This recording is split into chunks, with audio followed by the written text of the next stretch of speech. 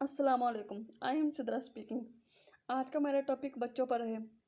अगर बच्चों को सही तरबियत दी जाए तो इसका मतलब है एक अच्छे और मजबूत मुआशरे के लिए एक सही बुनियाद डाल दी गई है। बच्चों की अच्छी तरबियत से ही एक मसाली मुआशरा और कौम वजूद में आती है।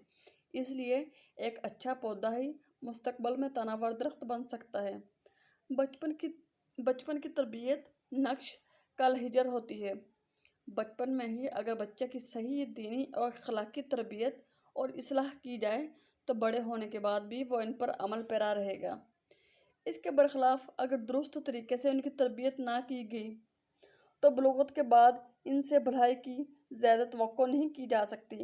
नीस बलूगत के बाद वो जिन बुरे अखलाक व अमाल का मुर्तकब होगा इसके ज़िम्मेदार और कसूरवार वालिदैन ही होंगे, जिन्होंने इब्तदा से ही इनकी सही रहनुमाई नहीं की।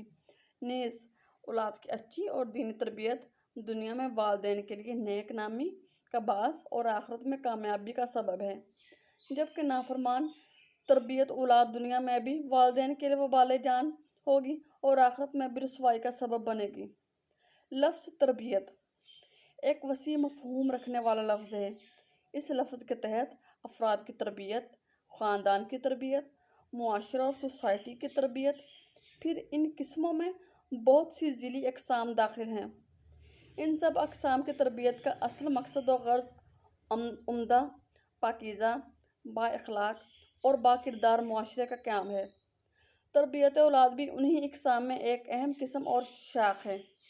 आसान अल्फाज में तरबियत की तारीफ़ यूँ की जा सकती है कि बुरे अखलाक व आदात और गलत माहौल को अच्छे अखलाक व आदात और एक सालिहा पाकीज़ा माहौल से तब्दीली का नाम तरबियत है। तरबियत की दो किस्में हैं। तरबियत दो किस्म की होती है, एक ज़ाहरी, दूसरी बातनी।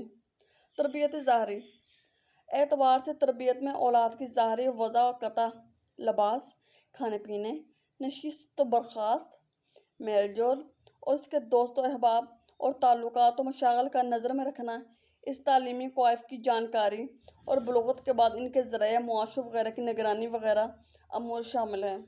ये तमाम अमूर औलाद की ज़ाहरी तरबियत में दाखिल हैं और बातनी तरबियत से मुराद उनके अकीदा और अखलाकी इस्लाह और दुरुस्तगी है।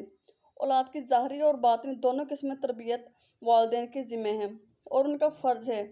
माँ बाप के दिल में अपनी औलाद के लिए बेहद रहमत, शफ़क़त का फ़ितरी जज्बा और एहसास पाया जाता है। यही पदरी और मादरी फ़ितरी जज्बात और एहसासात ही हैं जो बच्चों की देखभाल, तरबियत, उनकी ज़रूरियात की कफ़ालत पर उन्हें उभारते हैं। माँ बाप के दिल में ये जज्बात रासिख़ हैं और साथ साथ अपनी दीनी ज़िम्मेदारियों का भी उन पर फ़र्ज़ है।